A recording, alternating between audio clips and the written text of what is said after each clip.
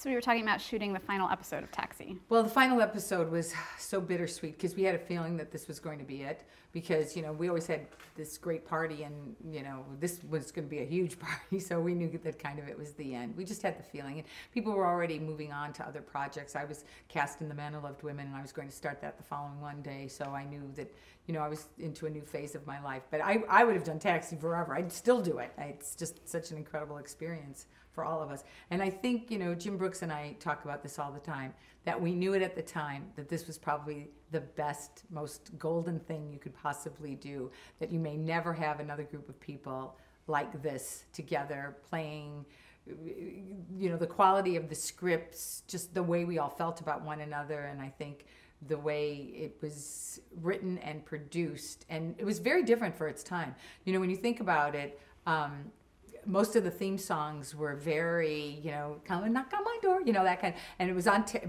a lot of the shows were on tape, and here we came on the scene, and here was this kind of lonely cab, a shot of just a taxi that's on a bridge, and the Brooklyn Bridge, I think it is, and they're just, you know, it's just you see a cab. That's what you see. You don't see people. You know nothing about the story. You're just hearing that very moody Bob James music.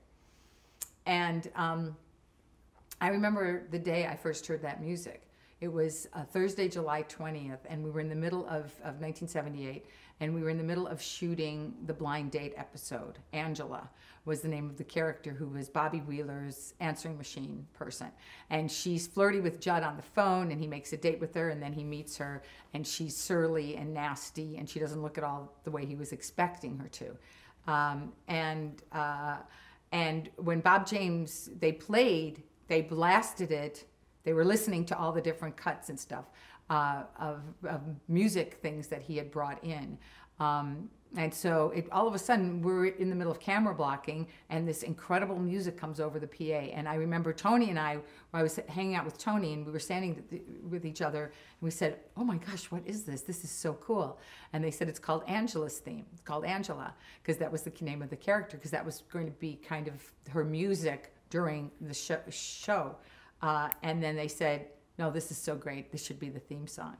So that's, you know, the day that it became the theme song. I mean, there may have been negotiations. There may have been other conversations about it. I don't know. But the first day I heard it was at that camera blocking on that Thursday, July the 20th.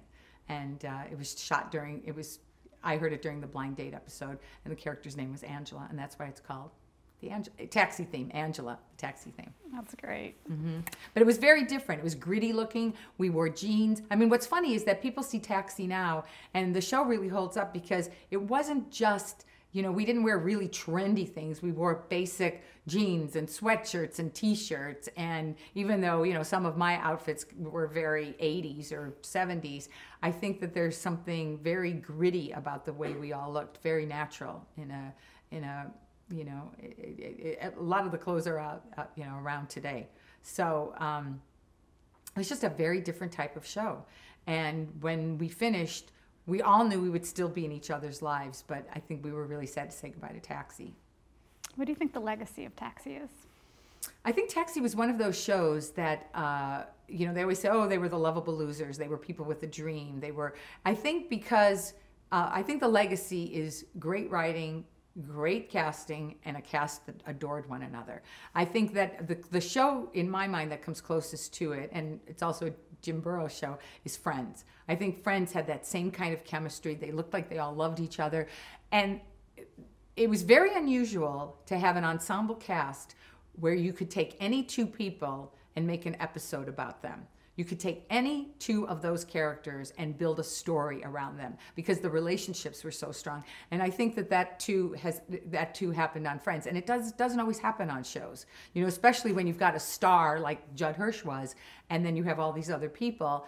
He was very gracious, didn't care if he weren't the main character that week. I mean, Jeff and I had shows, you know, Louie and I had shows, you know, Danny and I had shows, Chris Lloyd and I had shows, Tony and Bobby had shows, you know, all the you could take any two cast of characters two cast members and make a whole show around those two people. And that's very rare. I think great writing, great casting, and casting people who adored one another. That's our legacy. So you mentioned the week afterwards you were on a film, The Man Who Loved Women. Yes. Tell us a little bit about that. Okay, so during my my final year of Taxi, I started auditioning. You know, I was auditioning for things. I mean, I worked all of my hiatuses anyway, but that's how I met my first husband, Frederick Forrest. I did right after the second year of the show. He and I got cast in a film called Hammett. And that was after my second season right the last couple of weeks of my second season of Taxi. And I married Freddie before the third season started. We got married very fast. Well, it started for a week, and then there was the strike. And anyway, that's another whole story. All right, so you asked me about The Man Who Loved Women. So I was auditioning, and I met Blake Edwards. He cast me as one of the women in The Man Who Loved Women. And it was March 7th. So Taxi ended February 18th. 19th was our party. I started working a little bit, but I met Burt Reynolds on March the 7th. It was, March the 7th. And of 1983, it was a Monday, and we had instant chemistry. I got on that set, and the two of us, we just did not stop laughing and stop talking. And now in a Blake Edwards movie, he's very high on improvisation. You know, unlike Taxi, where you would shoot 22 or 23 pages for a half an hour show, and you do it in 2 hours. A movie, usually now you do like 6-7 pages, but then you could do 2 pages a day, and that was a full day. So Bert and I met on that set, and it was kind of two people meeting for the first time. And we shot this scene, and the two of us got along so well that they decided to reshoot it and make it more of a story. And I wore different clothes. The lighting got better, everything, because they felt like this was going to be really cool. And in fact, Siskel and Ebert thought that this was one of the best, like, first meet scenes ever in a film.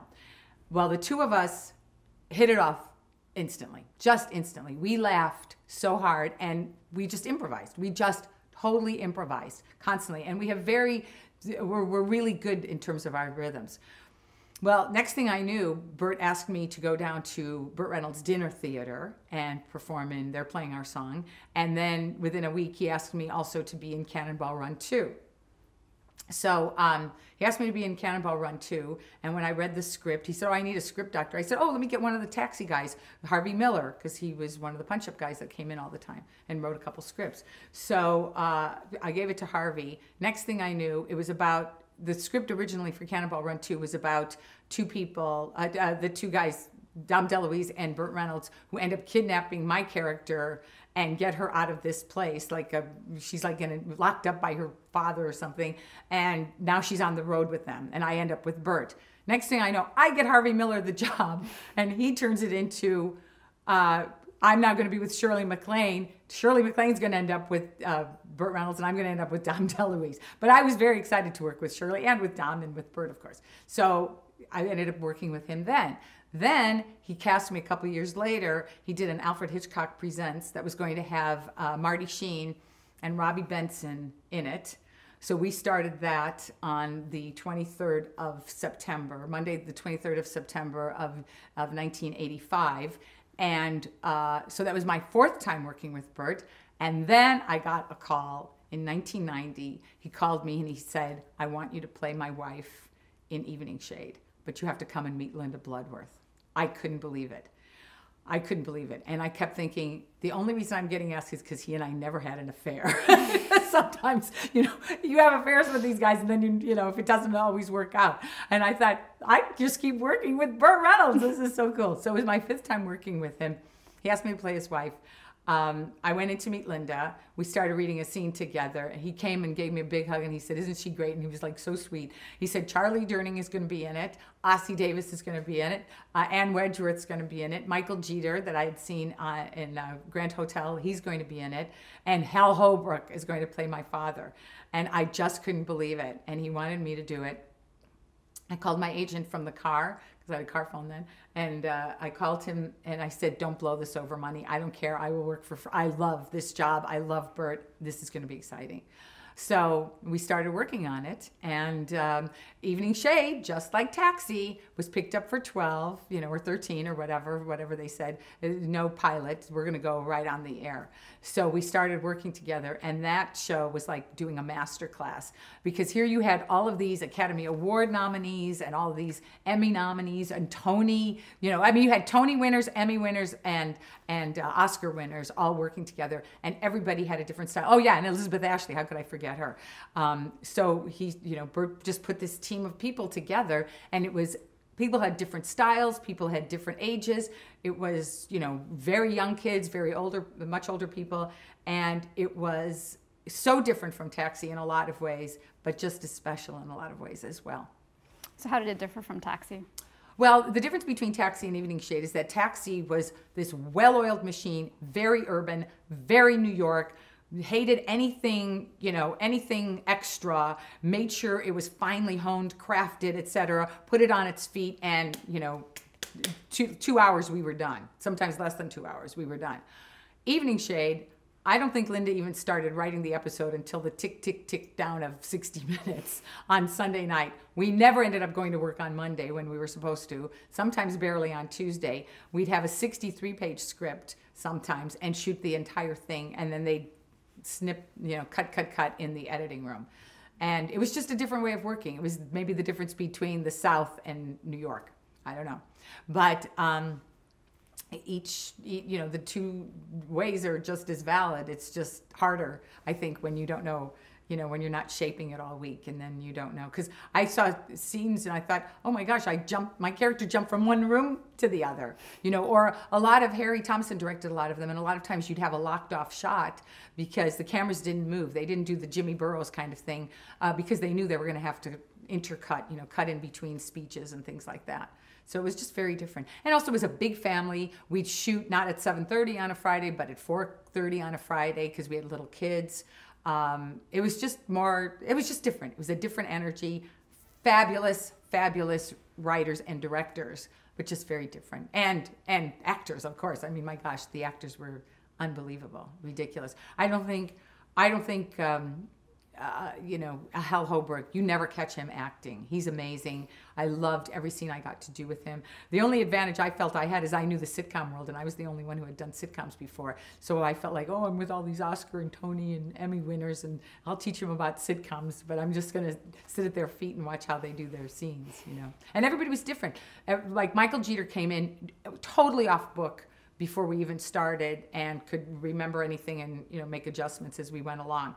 Charlie Durning, a little bit different, didn't know his lines all the time, but it didn't matter. He was a genius and had such a spirit. Best dancer I've ever danced with, and that's saying a lot. And just everybody had different styles, and it was great. It was great. It was a great experience. 4 years, a real family. So this might be urban legend, but I read that Hillary Clinton picked the title for the series? Well, what happened was I actually met Bill Clinton when he was a governor because he was very close to Linda and Harry, and his brother Roger was our warm-up band. So Roger was there every single week warming up the audience before we'd get on stage. And Bill and Hillary would come down, and also her mom was around a lot. And I don't think it's urban legend, she was very close to Linda. And there were actually 2 Evening Shades in Arkansas. There's the real Evening Shade that's incorporated, and the imposter Evening Shade. There's actually 2 Evening Shade Arkansas. What's funny is after I got cast in the show, they thought that they wanted me to do an accent. So I wanted to go down there. So I went down there and made tapes of people and talked to them and everything else. And there was a place they said, oh, we'll tell you about Ink, Arkansas. And I said, oh, Ink, Arkansas, interesting. He said, yeah, when they wanted the city charter, it said, put in ink, write in ink, name of city. And it said, write in ink. So they wrote in ink. And it was Ink, it became Ink, Arkansas. Oh, I went to a fair. I did everything. So I really worked on my accent. And then first episode, at the first table read, Linda wrote to me, drop the accent. So I guess I wasn't doing it well, or maybe she just thought it was, like my character, because she was a lawyer now, didn't have the same kind of accent or something. I don't know. But they wanted me to play the mother of 3 children, and the first episode was about the fact that I find out that I'm pregnant, and I can't believe it because he has a failed vasectomy. What happened? Charlie Durning played our doctor, and the whole episode, which was an hour long, introduced this entire cast of characters. Everybody knew who they were, and you got to kind of know this town. So you mentioned great writers and producers and everything, and there was a bit of a shakeup going into the last season with writers. Right. Well, Linda, did not feel well, so things kind of got a little shaky for a while, and she wasn't around as much. And then the last season, Victor Fresco pretty much ran the writing staff. So it was like Tom Bray and all those guys, and so they came in, and so it was definitely a shakeup. Did you notice any differences in kind of the storylines that you got, or? Mine got better. Yeah. Well, I think that Ava became a little feistier, which was a lot of fun. But I think that that's what happens. That happened with Elaine too. I think that the more the writers get to know you as a person, it's not just what they originally thought the character was going to be, but takes a lot of your personality as well. Takes into account your personality. J.R. Ferguson, who played our son, and he was such a good actor, and of course he's on Mad Men, and his show just got picked up. It's so exciting. He's on this new show, so it's cool. Yeah. Did you have any favorite storylines or episodes for Ava? I liked a lot of them. I liked the one where Bert shaves off his mustache. I thought that was really a lot of fun. I loved the one where the women all wear Fontana Beausoleil is the town stripper. It's so funny because Linda Geringer was the actress. And once she put those, double D's or whatever on, everybody treated her differently. You know what I mean? She had a dancer's body, and then she put these Fontana boobs on, and nobody could believe, she said, people are actually treating me differently. It's crazy. I have to push my cleavage together, and I strap them on, and now, it's like I get treated differently by the crew. But we had an episode where everybody, all the women dressed up in her costumes, and that was really a fun episode. That was pretty crazy. That was outrageous and a lot of fun. We had some great parties too, because Bert is extremely generous, and so we do like Christmas show. We didn't just do party, we'd do a show. We'd all of a sudden I'll do production numbers and stuff and readings and things like that. But it was a different vibe because it was families. There was like a big range. Our youngest was 5, and then, however, I guess Hal was the oldest person in the cast. So it was a pretty big range of ages. So then the show got canceled after season 4. Yes. How did you feel? How did you find out? Well, I had a feeling that was going to happen because there was a lot of tension between not only Bert and Linda, but also Bert and the network. And so, I think that it was tough. It was a tough time. I think he was going through some tough stuff, but I think that,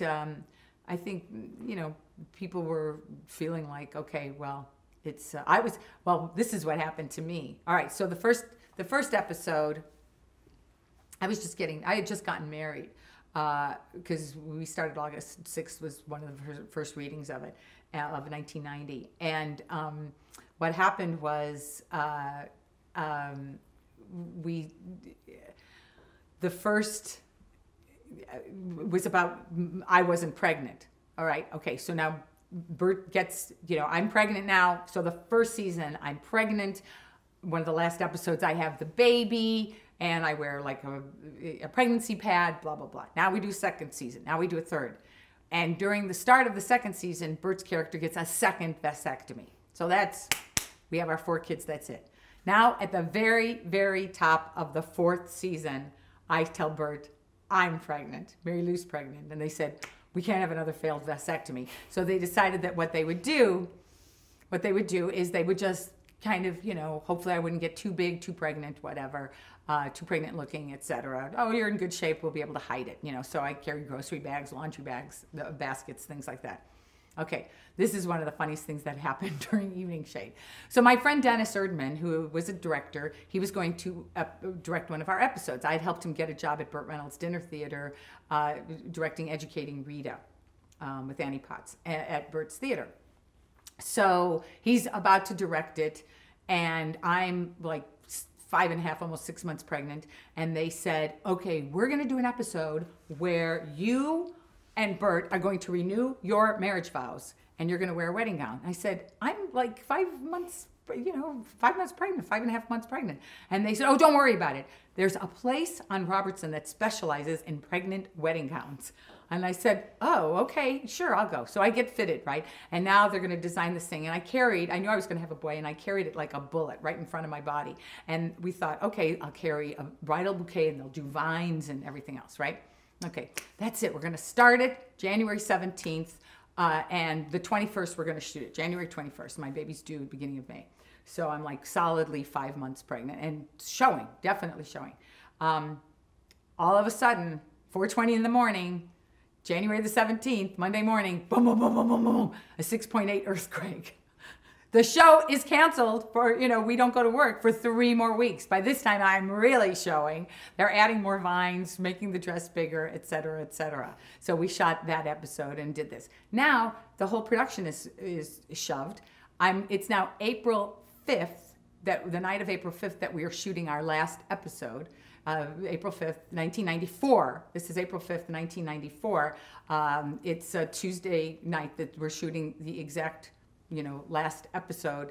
And they have a thing where I'm in bed with Bert. We get caught in our son's apartment. He's got an apartment, and we've decided to use it. And I'm in a little black slip. I said, what are you guys thinking? This is like crazy. I'm so pregnant. But I was a month from having a baby. I guess we got away with it. I don't know. But so when I think about Evening Shade, I think also not only about the great writing and the great people, but I also think about, I think the reason my son is so funny and has always made the improv troupe is because he was in utero listening to those fabulous actors deliver those lines. That's great. So then Evening Shade ended, and you hosted your own talk show in 1994. Yes, I went right into, Evening Shade ended April the 5th. I was already in pre-production on the Marilu show, we did 165 episodes of it. And I was due May 12th. It said on my schedule, May 10th and 11th, practice shows. May 12th, have Nikki, the baby. May 13th, meeting at the house. Sure enough, right on time, my son, born May the 12th, May 13th, less than 20, he was not even 20 hours old. I had a meeting at the house with him in my arms for the talk show. And we did the pilots on like the 4th, 5th, and 6th of June. So we did that. And then what happened was I was working with Group W at the time. Usually when you do pilots like that, they take some time. They get a team together. It's usually a year later. You take it to NAPD. But what happened was they canceled the Vicki Lawrence show, so they needed something in there. So we went on the air immediately. It was pretty crazy. It was like a whirlwind. Like you could get whiplash from that. The unfortunate thing is that our first season, we were competing with OJ. And when OJ and the OJ trials were picked up for a second season, because they didn't get all resolved, they came to me and they said, everything, basically OJ not only killed Nicole Brown, he killed daytime television. And they said the only things that are working are Jerry Springer and Ricky Lake. So if you want to go tabloid, we'll keep you on. And I said, not only am I have this, he was like not even a year old. I have a 1-year-old. I'm pregnant with my second child. I'm breastfeeding still. I said no. And I'm doing a television movie. So I said, no, we don't have to do it. Yeah. So then just fast forwarding a little bit, in 2008, you were part of the first cast of Celebrity Apprentice. Well, we actually shot that starting October the 15th of 2007. But, aired in 2008, I think. No, 2008. Okay. All right, so 2008, Celebrity Apprentice. I'd loved the show, Apprentice. I had watched it religiously. And Chuck LaBella called me, and he said, do you want to do the show? I said, yes! So I was actually the first person that got on board. Oh, wow. They called me August the 23rd. Okay, anyway. So I signed up to do it. And it was pretty crazy because we did in 20 days. Usually when they did The Apprentice, they did 13 tasks or 13, whatever, however many. I mean, they did like 12 plus a finale, but they did it over 39 days. So they do, the task, then the second part of the task, and then you'd have like the luxury reward that everybody would get. So people either got like a luxury thing or a day off or whatever. Well, they thought we're never going to get celebrities to stick around for 39 days, but we need as many tasks. So we did 13 tasks in 20 days and only got off one day for the marathon. Wow. And people were dropping like flies. I mean, a couple people needed paramedics and everything else. The following year, they did 6 days off a day, 6 days off a day, So it was very different. It was intense. It was intense. That first season was crazy. And wow, it was really, really, really something, because the longest I ever slept, 3 nights I slept 4.5 hours, but most nights I slept like 3 hours, 2 hours, a couple nights, an hour and a half. It's pretty crazy. Wow. Yeah. Talk a lot of fun. Tell us a little bit just about a boardroom scene and kind of being opposite of Donald Trump. Oh, well, first of all, being a fan of the shows, the first time I walked into the boardroom scene, it was like, oh my gosh, I love it. This is so cool. It's the boardroom, you know? And so, I like playing this game. I love it, as a matter of fact. I was totally impressed with Ivanka. She's not only my style idol, but she's so poised and so well-spoken. She was great. I liked all the teammates. They kept calling me Switzerland because I got along with everybody and was more keeping my eye, you know, straight ahead rather than, okay, how can I take down my opponents and things. So that first season was fun. The All-Star season was even more fun. It was really fun. That one I really loved. Talk a little about that. Well, they asked me to come back, and I was, you know, I mean, Chuck LaBella from NBC is a friend, and he called me, and he said, you know, oh, we want you to come back. And it's like, okay, I'm in. That was different because, well, first of all, we got a day off once in a while, but it was a lot of pressure because everybody knew how to play the game, and you kind of knew how they had played the game during their individual seasons. But I was reunited with Trace, whom I adore, and Steve Baldwin, I've known Alec since 1985, so I've known the whole Baldwin family. And, you know, but Donald Trump, he's a blast. I'm telling you, you know, I might not agree with all of his politics, but I love the smell of business in the morning, you know, and he's a real character. And by the second time, people knew about my memory. So then he was always asking me memory questions, and he wants to take me to Vegas to count cards and, you know, all that nice stuff. So yeah, but it's good. I'm telling you, it brings out the best and the worst in people, and you cannot believe what a pressure cooker it is, and everything you see is the truth. You know, but I don't think people realize is that there are 270 people behind the scenes who work on the production. So when you're in the boardroom, when you're in your war rooms, when you're in that elevator, you're in Trump Tower, but there's 3 floors of people who are sometimes sleeping on cots because they have to get their cameras ready. I mean, it is an intense pressure cooking show. And so much fun. If you've got energy and you like to use all parts of your brain, there's nothing like it. And if you know people who can like help you stay in the game, and mostly you do it for your charity. I mean, I made a lot of money for my charity, Alzheimer's the second time, and a Physicians Committee for Responsible Medicine the first time. So I was just happy to play the game for them. So you mentioned your memory, and we've seen it in work here today. And you were featured on a 60 Minutes episode in 2010. Right. Tell us a little bit about that. Okay, well, Leslie Stahl's a friend of mine. And anybody who's ever known me knows that I have an unusual memory. Because even as a little kid, I was 6 years old and falling asleep at night saying, what did I do exactly a year ago? What did I, in kindergarten, what did I do when I was exactly my little brother's age, you know? And I would like scan and just figure out all the time, oh, how many days, you know, and it was kind of time travel for me, and I loved it. And so anybody that knew me, I'd say, oh, I haven't seen you since blah, blah, blah, you know, oh, remember you last time we saw each other, we ate it, blah, blah, blah, you ate this and you were wearing this. So anybody who's a friend of mine has always known about my memory. So Wednesday, September 20th of 2006, Leslie had called me the week before, and she said, I want you to come to lunch with me. I'm going to be in town on that day. We're going to go to lunch. And Sherry Finkelstein, her producer, was with us. So was her daughter, Taylor, who was getting married the following summer. So we start talking, and Leslie's saying, oh, when did we meet? When did this happen, this happen, this happen? I'm just naming days. And then Sherry says, oh, yeah, I got married June 15th, 1998. I said, oh, really? Why'd you get married on a Monday? That's so unusual. She said, she has it. So I said, what is going on? So it turns out that there was a woman by the name of Jill Price who had come forward saying she had an unusual memory, and she had called UC Irvine, which is kind of the memory center, epicenter of the country. Dr. James McGaugh, he's got a whole building named after him. And he said, well, I can't help you. There's clinics to help you with your memory. And she's saying, no, I don't have trouble remembering. I have trouble forgetting. I don't forget anything. So they started testing her, and the more they tested her, they realized they had never seen a memory like hers, and there was nothing in the medical books or science books about it, and they said, this is a very unusual thing. We've now spent years testing her. We want to offer the story to 60 Minutes and to Primetime Live. And Leslie Stahl basically said, hate to burst your bubble, but you're not the only one with this memory. My friend Marilu Henner has the same memory. So she was proving it to Sherry Finkelstein, her producer, that I had the memory and it wasn't that unusual, and they're not doing the story. So they turned on the story. Jill Price, the woman with the unusual memory, she was on Primetime Live, and then 3 years later, Leslie called me and she said, "Okay, it is unusual. They have found very few people. I really want you to test. We're going to test you on camera."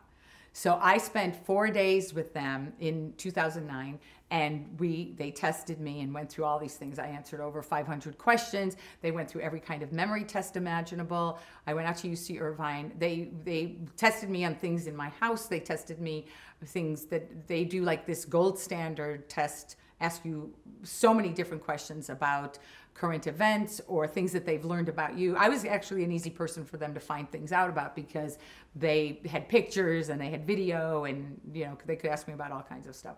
Anyway, so I spent 4 days, including meeting the people, and the testing has been ongoing. I talk to them all the time. They wire us, they put us through an MRI, they ask us questions, they've taken, saliva samples, they've taken different samples and things like that, muscle testing. And what they discovered is that we have 9 areas. They've taken 300 measurements of our brains, but they've discovered that there are 9 areas that are 10 times larger than the normal brain. And when you see the scans, it's kind of freaky, but it's cool. And I've always thought of it as a gift. I'm thrilled that I have it. It's never been a burden. I get asked all the time, well, what about a bad breakup and stuff? And I always say, hey, memory's tied to adrenaline. You're going to remember the highs and the lows. If you don't process the lows, they become these emotional boogeymen that sort of stranglehold your life. So why not process them? But I'm interested in bringing back the sweeter little Our Town moments that we all have. So sometimes my siblings will say, do a week from our childhood, Mare. Do something like that. So anyway, I wrote a book about it, and it was on the New York Times bestseller list. I have a lot of theories about memory, talking about it from the inside out, and I'm in development right now on a memory game show because I'm trying to help people develop their memories. And I also serve as a consultant and a recurring character on Unforgettable, the Poppy Montgomery series that has been on for 3 years, and now we're going into our 4th season, but this time on A&E. So tell us a little bit about Unforgettable. Oh, Unforgettable. First of all, Poppy's brilliant. She's a wonderful actress. And actually, after Jill Price had been on television on Primetime Live, they wrote a story called The Rememberer, which is such a awful word to try to say. But they wrote this story about a woman who's very troubled, and it was this short story. And then they decided, so it's based on The Rememberer, and then they ended up calling it Unforgettable. Because I told them my original title was An Unforgettable Life, Yours. But anyway, so Poppy Montgomery plays a cop who has my kind of memory, and it helps her solve cases. And so I give them ideas, and I read through their scripts and tell them, like, well, that wouldn't have happened, or this is inaccurate, or, things that they probably can't check, but, or no, this, she wouldn't do this. She'd have this reaction to it rather than that reaction. Or there was, for example, there was an episode where it was 1990. Remember that party we went to in July 17th of 1999, and blah, blah, blah, blah, blah. And I said, you can put that in the script, but just so you know, somebody with my kind of memory and Poppy's, Carrie Wells' memory, she would be talking about what was on the news that day all the time. I said, do you know what went on then? And they said, no, what? And I said, that's when JFK's plane went down. So that was the whole weekend. So I said, you either have to address that in the script or you have to pick another date. So then they picked another date. It's things like that. So I consult and I tell them little things that have happened to me because of my memory and little stories that I've had and stuff like that. So. You've also guest starred as a character who has Alzheimer's. Yes. Talk a little bit about that. Yes. Edie, I'm playing her aunt Edie. I think I'm going back this year, I'm not sure. Who's a singer. And the Alzheimer's runs in their family, and of course her mom. But it's not definite. So, it's not definite that she's got Alzheimer's. She might be losing it. That's all. What is that like for you with your own memory to play someone? Okay, that's so funny that you asked that question, because there was one moment in the script where she says, do you remember seeing this guy? And she hands me a picture. And I looked at this picture and said, no. And they said, cut. They said, Marilu, you don't know this, but most people have to look at a picture for a while to know whether or not they've seen that person. I said, oh yeah, That's right. Because if somebody shows me something, I say yes, no. You know, I know it or I don't. So yeah. Right. I better like take my time with this. So it's things like that. I can't imagine anything worse. I can't imagine. That would be the cruelest thing that could happen to me, is for me to lose my memory, because it's become such a part of me. But I mean, we are our memories. You know, we are our stories. Your memory is your story. And to lose my whole story, you know, people go, doesn't it get crowded in there? And I always say, no, it's completely organized. That's what's so great about it. You know, I always feel very organized with my memory. Could you describe it a little, like what you see? Oh, okay. All right. So give me any date. Give me any date. When are you born? Oh, yeah, you told me. All right, but now that I told you, I don't want. Give me some other random date. October 21, 73. What? October 21st, 1973. October 21st. Oh, October 21st, 1973 was a Sunday, right? Yes. October 21st, 1973 was a Sunday. Okay, so 73 goes like right in front of me. And January's here, and December's here. And imagine simultaneous DVD montage videos. You know, like the first time I used to describe it when I was a little kid, I'd say, well, it's like, you know, if you go to the library and there's like a card catalog and you like, but you'd have to be on this side of the catalog because it's all kind of like this.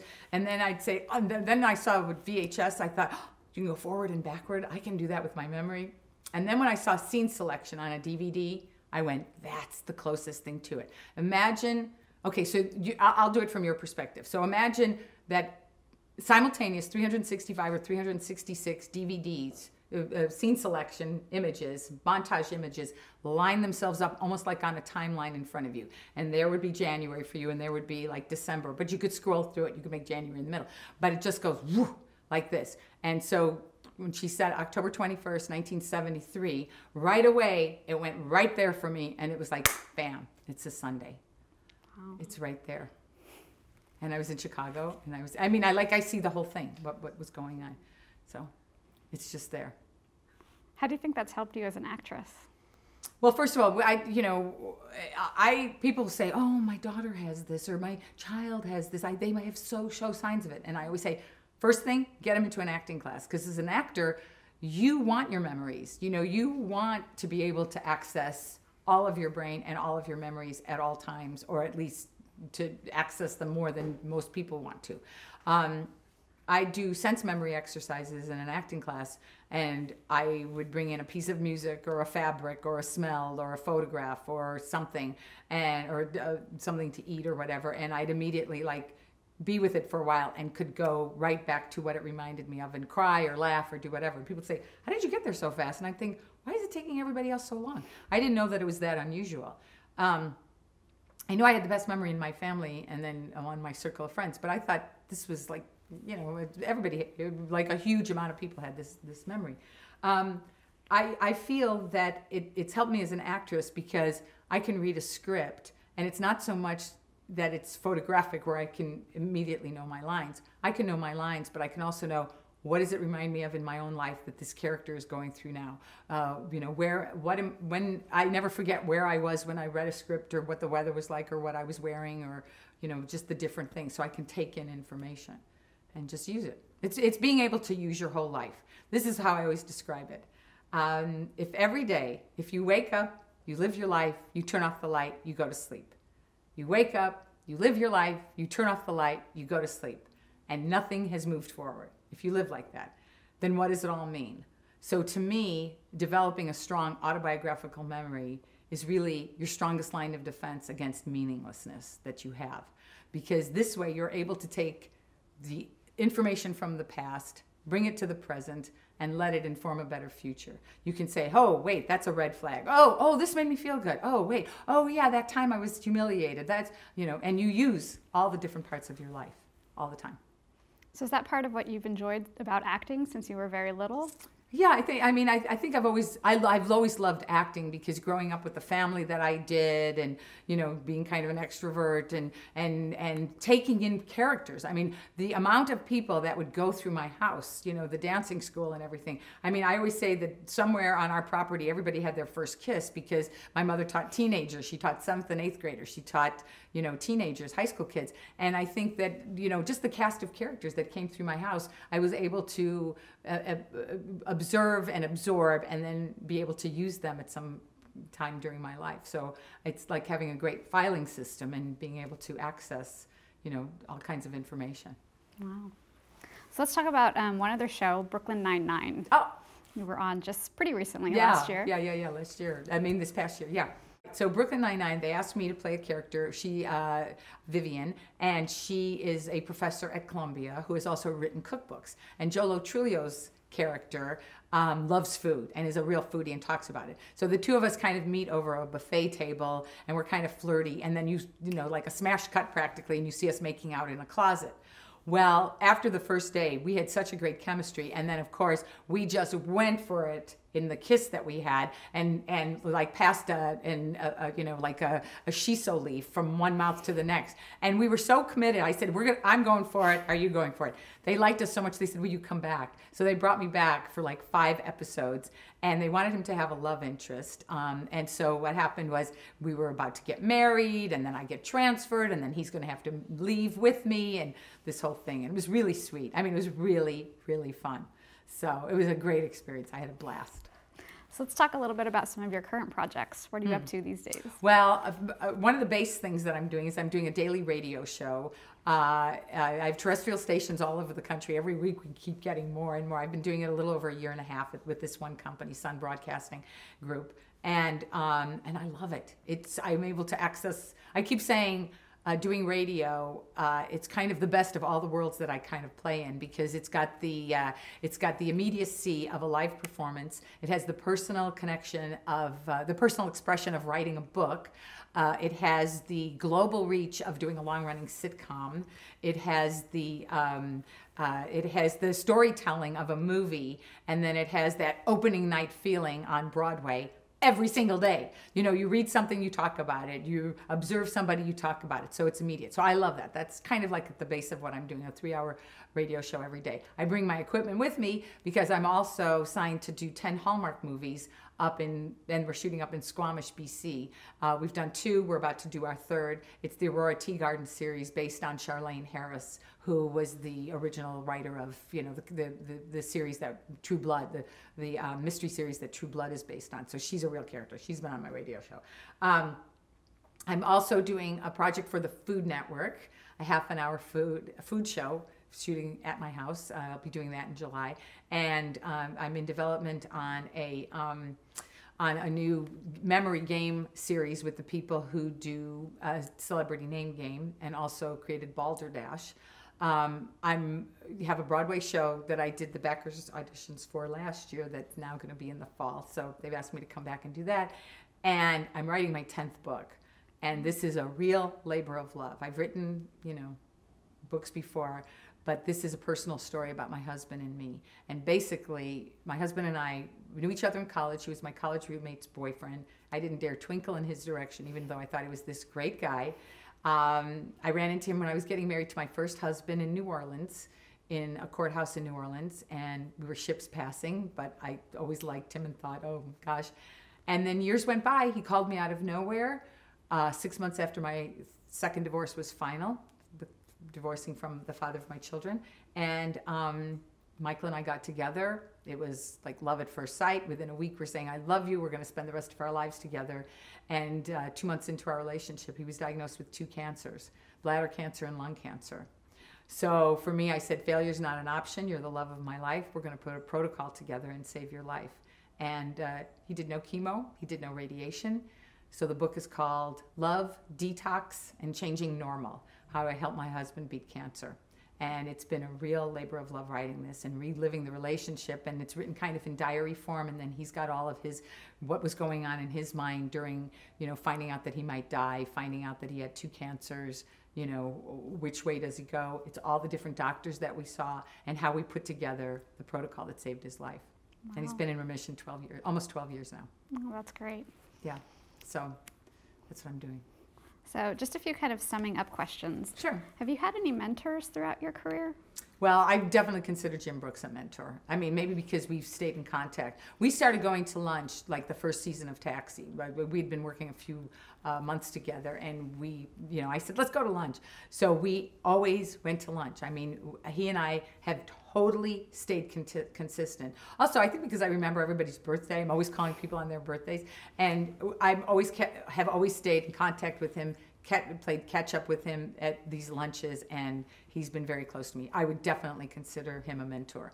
My sister Joanne has been a mentor. She started me in show business because I was that little kid carrying her scripts every day, and she wanted to be an actress, and she's a brilliant photographer, and so she was definitely a mentor of mine. She's somebody that I, called quite often, and so, kind of brainstorm with her. Or she's like the mother figure in my life because she practically raised me. I would have to say those are my male and female mentors. How has the television industry changed since you first got involved with the business? Well, first of all, we have so many different delivery systems. So now it's harder in some ways, but it's so much easier in a lot of ways. I think that because of the salaries are so different, and you've got, you used to, this is what I think are the biggest changes. I remember when I first got on Taxi, I had a manager who was also handling John Travolta, and he did not want us to do television, even though Johnny had come out of television. And once he did movies, it was like never the twain shall meet. And in fact, I was asked to do Saturday Night Live a couple times while I was on Taxi, and he made me turn it down because he said, "No, I want you to be a movie star. This is the only TV you're going to do." And I was like, "No, I have to do it." And I didn't ever get to do it because then it just never worked out. So there was that very strong delineation between you're a TV person, you're a movie person. Now everybody's in every kind of person. You see people kind of come and go. And especially with the new delivery systems, a lot of times you can do like a 6 show arc, or 6 show series, or a 12 show series. You don't have to sign up for 7 years anymore. So it's very different. I think that YouTube has created sensations. I think reality television has certainly changed what television is like. And it's a very different ballgame, but it's kind of exciting. It's the Wild West a little bit, but it's not like you can only get on television and that's how you have a television career. So I think it's pretty special. It's pretty special right now. I mean, you would never see things like Orange is the New Black, or you wouldn't see certain things like Breaking Bad, or certainly Girls, or Masters of Sex in the old days. I remember our very first Taxi episode. It was the first time "son of a bitch" was said. Because Judd says it when he sees his daughter, he can't believe it. And we, it's like, can we say bitch? Can we not say bitch? Can we say bitch? Can we not say bitch? And then that was it. We were able to say it. How do you think roles for women have changed since you started? Well, television is definitely much friendlier to women than the movie business. I mean, it may not even be as friendly as Broadway, but it's definitely a very friendly business to women, and thank God. I mean, you've got so many fabulous women on television right now where there's just so much going on, and just great characters, and women. I think a lot of times women in some television shows before would be like the plot pusher. I'd say, "Oh, I'm the pee-pee this week. I'm the pee-pee, I'm the plot pusher this week." Oh, I could see. It's one of those things. Not so much on Taxi, but other shows that I've done. And, it's just really, I think it's better. I think we still have a long way to go, but I'm very glad that television is so great for women.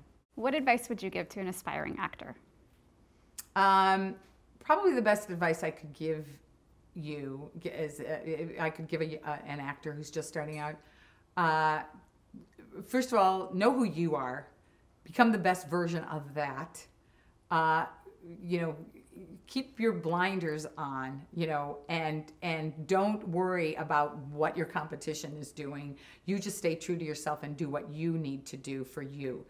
Stay in your lane. Know what's going on. And I always think about this one friend of mine who's very talented. He played the lead in Grease on Broadway, had women madly in love with him, thought he was fabulous, thought, really talented.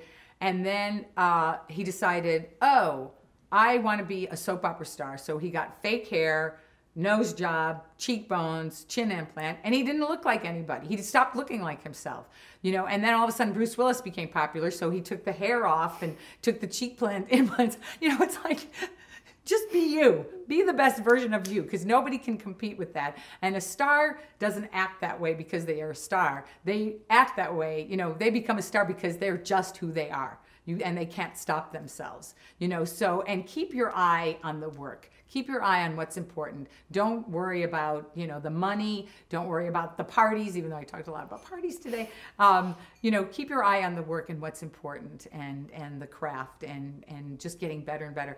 Charlie Durning always talked about the fact that you don't really get good until you're old and you've done all the mistakes, and then you go, oh, it's much easier than I thought. It's like simplify, and I think that that's really good advice for people. And just know that a lot of times you might be, I've seen this happen a lot. You go to an audition and the director loves you, but because they're fighting with the producer and the producer loves somebody else for the part, neither of you gets the part, and some third person comes in and gets it. You don't, check your ego at the door, because it's not about you. You're going to go through everything. You're going to be too old, too young, too fat, too thin, not pretty enough, pretty, too pretty. There's like a whole range. But if you always represent yourself and what you would do with it, then you can hold your head high. And fall in love with the process of auditioning, because you really are a professional auditioner more than anything else. Think of it as the 10 minutes you have that job, and put your mark on it and do it the best you can. And don't be dragged kicking and screaming to having to audition, because that is part of the process. That's just the way it is. But if something can talk you out of it, let it, because this is a very tough business. But if you love it and you can't imagine not doing it, then you got to do it. You got to do it. And then our last question is, how would you like to be remembered? Oh, well, since I won't be around for my memory, I think it's so funny, because I've already said I'm going to donate my brain to science. And my brothers keep going, what? Somebody's going to say, hey, we got Nardo on the next table in the next room. So it'll probably always be Taxi and my memory, probably always. In terms of a legacy, well, it's funny, because when I think about it, originally people would say, what's Danny DeVito really like? Then I'd get, so I knew Taxi was part of the legacy. And then I'd get, is Burt Reynolds a good kisser? And that was Evening Shade. Then I'd get, is that really Donald Trump's hair? And then people would say, oh, could you read my face? Because I read your health books and I know you read faces. But now everybody says, okay, let me give you a date. Tell me what you were doing on this day. So I'd have to say the two biggies are, of course, Taxi and Memory. Thank you so much for sitting down with us today. Thank you.